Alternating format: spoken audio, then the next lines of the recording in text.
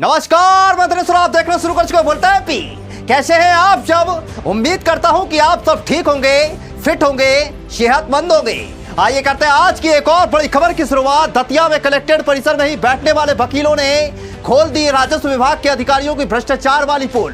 किस सीढ़ी से गुजरना पड़ता और किस किस को रुपया देना पड़ता, तब जाकर होता आपका काम, वरना पेंडिंग में ही पड़ा रहता आपका काम। अधिकारियों के दलालों से मिलेंगे तो पल भर में हो जाएगा आपका काम। बारी बारी से फूट रहा राजस्व विभाग के अधिकारियों पर वकीलों का यह गुस्सा। जब जाकर हमारी टीम ने वकीलों से पूछताछ की तो उन्होंने अधिकारियों पर भ्रष्टाचार के गंभीर आरोप लगाए। दफ्तर में हो रहे राजस्व विभाग के भ्रष्टाचार पर सारी पोल खोल दी। जरा देखिए इस रिपोर्ट में। ये पक्षकार यहाँ बैठे रहते हैं, ये सारा तमाशा देखते रहते हैं। ये जनता के सामने कैसे क्या उजागर कर रहे हैं, हम बात करेंगे। पांडे हमारा नाम है। तनख्वाह वगैरह जो इनको मिलती है उनसे इनकी पूर्ति नहीं पड़ती है। घास खाएं, पत्ती चरें और दानों भी खा जाएं, मिलत विटामिन कमीशन फिर कहे न मोटियाएं। इस तरह से पूरी धराशायी कर दी है। पूरी खाओ खाओ, तनख्वाह में भी इनकी पूर्ति नहीं हो रही। भ्रष्टाचारी दतिया राजस्व न्यायालय में जितने भी कर्मचारी पदस्थ हैं उनका एक ही रवैया है कि वो जनता का काम नहीं करते हैं। डायरेक्ट अगर दलालों से आ जाता है चुपचाप तो उनसे ले दे के उनका तो हाल ही हो जाता है। अगर कोई वकील जाता है तो उससे सब प्रकार के सबूत मांगेंगे, फलाना एविडेंस नहीं है, फलाना आधार कार्ड नहीं पेश किया, ये पहचान का नहीं किया उसका, माने उसको तो उन्हें खारिज करना है, माने और उसको पेंडिंग रख देना है। बहुत से प्रकरण सुधार के पड़े हुए हैं, अनुमति के लिए कलेक्टर के यहाँ पड़े हैं, कलेक्टर के यहाँ से अनुमति के हस्ताक्षर हो ही नहीं रहेंगे। और एसडीओ के यहाँ भी बहुत से प्रकरण पेंडिंग हैं। इधर तुम्हारे एक भी आदेश कलेक्टर के यहाँ से भी नहीं हो रहे हैं, वो भी बहुत। दतिया में तहसीलदार बैठे हुए हैं, कितने तहसीलदारों का तो ये हाल है कि वो ले दे के जिसके पहुँच जाएं उसके भी करेंगे, उसके अलावा किसी का नहीं करेंगे। ऐसे कुछ तहसीलदारों का नाम और मामला बताएं सर। हैं बहुत से मामले हैं, सभी वकीलों के मामले हैं। कल ही हमने आवेदन दिया, एडीएम साहब से निवेदन किया और उनको सारी समस्याएं यहाँ की बनाई कि किसी भी जनता का एक भी काम नहीं हो रहा है। हमारे पत्रकार आए थे, उनके समक्ष हमने सारी जानकारी दी है और पूरे न्यायालयों में यही भ्रष्टाचार लंबे समय से पेंडिंग चला रहा है। अच्छा, दतिया में कौन है तहसीलदार? दतिया अभी ब्रजमोहन आर हैं। हाँ, इनका क्या मामला है? इनका मामला ये है कि ये डाइस पे कोई तहसीलदार बैठते ही नहीं, समय पे आते ही नहीं है, ये स्थिति है। और आएंगे तो चुपचाप अपने शाम के टाइम 5 बजे के बाद आते बहुत से, तो ये स्थिति है। अच्छा, ये इन्हें दलालों का अड्डा इसको कैसे बनाया, कैसे क्या इनके पास पैसा जाता, क्या सिस्टम है इनका? दलालों का सिस्टम ये है कि उधर से जो रजिस्ट्री करते हैं वहीं से दलाल लोग आ जाते हैं, वे इकट्ठे वहीं ले लेते हैं, उन्हीं का नामांतरण करने के लिए वे इकट्ठे पेश कर जाते हैं। अच्छा, ये नामांतरण की प्रक्रिया कितने दिनों में पूरा होना चाहिए? कम से कम 1 महीने का तो वैसे ही टाइम मिलता है उसको उद्घोषणा वगैरह के लिए। दतिया में वर्तमान में राजस्व न्यायालयों की जो कार्यप्रणाली है वो किसानों के हित के विपरीत है। न्यायालयों में खुला भ्रष्टाचार चल रहा है। कोई भी प्रकरण बगैर पैसे के नहीं हो रहा है।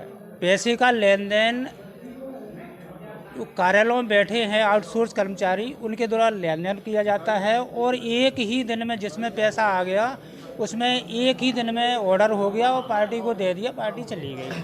अधिवक्ताओं के प्रकरण हैं तो उनमें 6-6, 8-8 महीने लगा लेंगे। अभी एक हमारा प्रकरण है, एक 3 बार हम बंटवारा का प्रकरण लगा चुके और एक कोई इसमें राजापुर में है कोई तहसीलदार एक, तो वो 6 महीने से बराबर कह रहे हैं मैं आज ऑर्डर कर रहा हूँ, कल ऑर्डर कर रहा हूँ, लेकिन आज तक ऑर्डर नहीं हुआ है। और कोई हैं कोई तहसीलदार जी, तो उन्हें ज्ञान तो उन्हें है नहीं है कि हमें पब्लिक का काम कैसे निपटाना है। तो 6 महीने से बराबर वो आज कर रहा हूँ, कल कर रहा हूँ। कल भी मैंने कहा था, हम लोग गए थे, बोले मैं कर रहा हूँ, फाइल मंगा ली, बोले यार मैं इसका अध्ययन कर लूँ।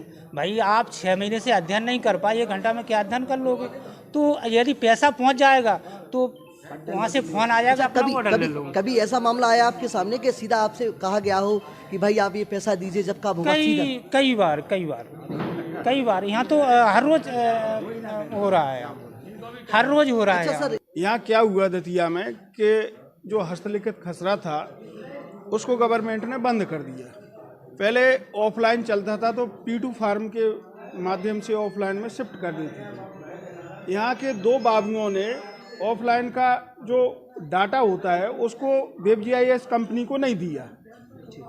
तो वेब-जीआईएस कंपनी जब 2018-19 में आई तो उसने लेके 12-13 का हस्तलिखित रिकॉर्ड फीड कर दिया। दतिया जिले के 40% किसानों के या तो नाम नहीं है, या नाम है तो मध्य प्रदेश शासन दर्ज हो गया, या खसरा खाली डरे हुए, उसके नाम पर खुली लूट चल रही है दतिया में।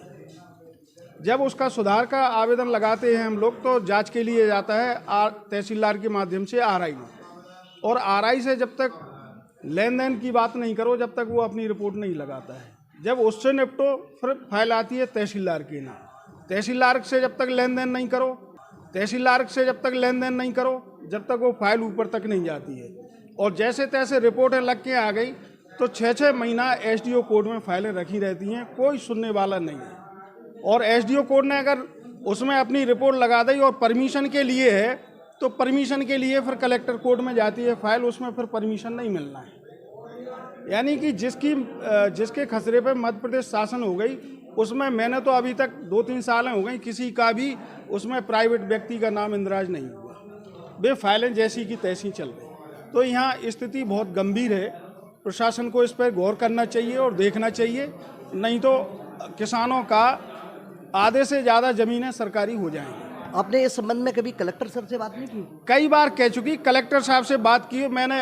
हर एक महीना में हमारे साहू जी के माध्यम से हमने मुख्यमंत्री को, राज्यपाल को समय समय पर सबको लिख के दिया, लेकिन कहीं से कोई हमें उपचार नहीं मिला। मामला पूरा आप स्वयं देख लें, हर कार्यालय में आपको एक दो प्राइवेट व्यक्ति ऑपरेटर के नाम पर मिलेंगे, और यहाँ तो नजूल के प्रकरण भी काफ़ी लंबे समय से पेंडिंग पड़े हुए हैं। नजूल के प्रकरणों पर भी कोई कार्रवाई नहीं हो रही है। और नजूल का जो नामांतरण होता है वो नामांतरण की कार्रवाई आज करीब 5-5, 6-6 महीने से 7-7 महीने से फाइलें पेंडिंग पड़ी हुई हैं, कोई कार्रवाई नहीं हो रही है। आपने इन सारी चीज़ों की शिकायतें की होंगी, उससे कोई रिएक्शन मिला आपको? कोई जवाब आया हो आपके पास? अभी तक कोई जवाब नहीं आया है। क्या मुख्यमंत्री जी से क्या मांग करेंगे आप? हम जनता के न्याय के लिए लड़ते हैं और वही न्याय दिलाने की बात कहेंगे और कह रहे हैं, और उसी की लड़ाई हमारी जारी रहेगी।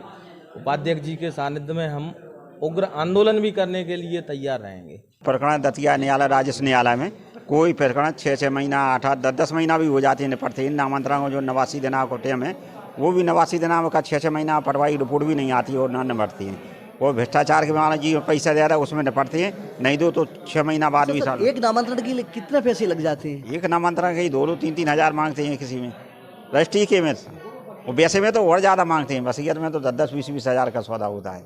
अच्छा, बिना सौदे के कुछ होता नहीं? सौदे के नामांतरण कभी नहीं होते हैं। न्यायालय में राजस्व विभाग में ऐसी व्यवस्था बना रखी है इन अधिकारियों ने, शासन के कर्मचारी होकर ये प्राइवेट एजेंट बन चुके हैं। इन्होंने अपने दलाल लगा रखे हैं और दलालों के माध्यम से पैसे का लेन देन करते हैं। वकीलों की किसी भी प्रकार की केसेस में किसी भी प्रकार का एक्शन नहीं लेते हैं, लेकिन उसी केस में अगर दलाल सक्रिय हो जाता है तो फुल एक्शन लिया जाता है।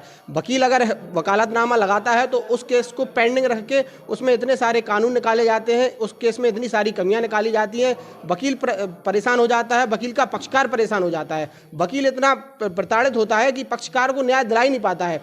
अगर वही पक्षकार दलाल के माध्यम से न्यायालय के पास जाता है तो न्यायालय के जो अधिकारी बैठे हुए हैं, ये दलाल बैठे हुए हैं, जो एजेंट के माध्यम से पैसा जाता है या पक्षकार जाता है, उसका काम मिनटों में, सेकंडों में हो जाता है। आदेश पिछली डेट में आदेश हो जाता है, ऑर्डर शीट पिछली डेट में लिखी जाती है। आप कोई न्यायालय में जाके अगर जानकारी लेंगे या वेरिफिकेशन करेंगे या जांच करेंगे तो आप पाएंगे कि ऑर्डर शीटें खाली पड़ी हुई हैं। पक्षकार साइन करके चला जाता है और मौके पर ऑर्डर शीट नहीं लिखी जाती है। बाबू से बोलते हैं ऑर्डर शीट लिखिए, तो बाबू कहता है कि काम इतना ज़्यादा है, हम अभी ऑर्डर शीट नहीं लिखेंगे, आने वाले टाइम में जब मेरा टाइम आएगा तब ऑर्डर शीट लिखेंगे।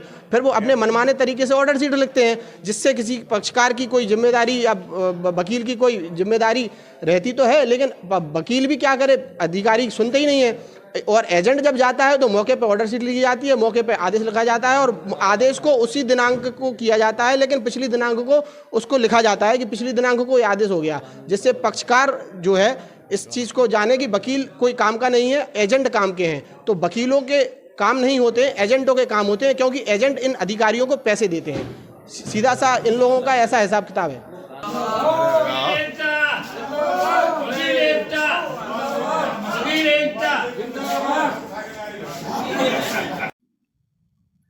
आप अभी देख रहे थे दिनेश जी कि जहां वकीलों ने आरोप लगाए हैं राजस्व के कर्मचारियों के ऊपर, जिसमें एक नाम ब्रजमोहन आर्य साहब का भी आता है।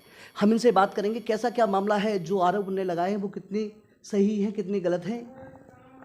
सर, आपका नाम भी इसमें आया है कि हमारी फाइलें जाती हैं, सुनवाई नहीं होती है। उनके जो प्राइवेट सेक्टर के जो ऑपरेटर लगे हुए हैं उनके माध्यम से ये सारे काम हो रहे हैं, जिनका पैसा पहुंच जाता है उससे वो काम कर देते हैं और हम लोगों की फाइलें 6-6 महीने पड़ी रहती हैं। क्या कहेंगे? देखिए क्या है कि आपके माध्यम से मुझे जानकारी मिल रही है, न मेरे कोई ये संज्ञान में है किसी भी अभिभाषक किन्हीं भी अभिभाषक ने कोई भी आरोप लगाया हो, ये मेरे संज्ञान में नहीं है। और तहसील कार्यालय में जो भी कार्य होते हैं वो नियम के तहत ही होते हैं, चाहे नामांतरण हो, बंटवारा हो, हर चीज़ की समय सीमा है, शासन से निर्धारित है, तो समय पर सब कार्य किए जाते हैं। और मेरे संज्ञान में नहीं है कि कौन से जो है वकील साहब ने किस अधिकारी पर क्या आरोप लगाए। वो जो वकील एसोसिएशन के 2 उपाध्यक्ष हैं किशोरी शरण मिश्रा जी, उन्होंने ये आरोप लगाया है और बारी बारी करके जो बहुत सारे वकील जो वहाँ बैठे रहते हैं चैम्बर में, उन सारे लोगों ने आरोप लगाए हैं कि उनके जो कंप्यूटर ऑपरेटर जो बैठे हैं आउटसोर्स वाले, उन्हीं के माध्यम से सारे काम होते हैं। आदेश 2 दिन पहले हो जाता है, नोटशीट बाद में लिखी जाती है, ऐसा सब कुछ नहीं, ऐसा कुछ भी नहीं है। ये आरोप लगाना सरासर गलत है और बिल्कुल झूठ है।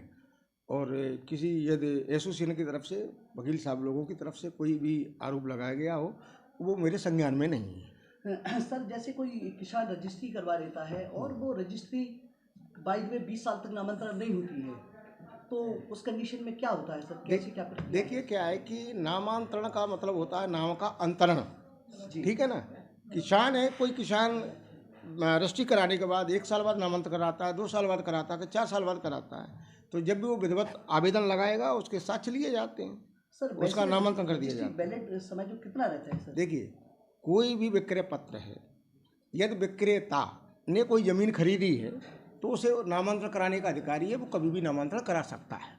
20 साल तक भी जा सकता है? कभी भी करा सकता है, नामांतरण करा सकता है। उसका नाम बेचने वाले का यदि खसरे में है विक्रेता का और उसमें साक्षी है, साक्षी अपना साक्षी देते हैं और नामांतरण किया जाता है उसका। ये थे हमारे दतिया ब्रजमोहन आर्य जी, जिन्होंने ये सब कुछ बताया है। अब हम आगे बात करेंगे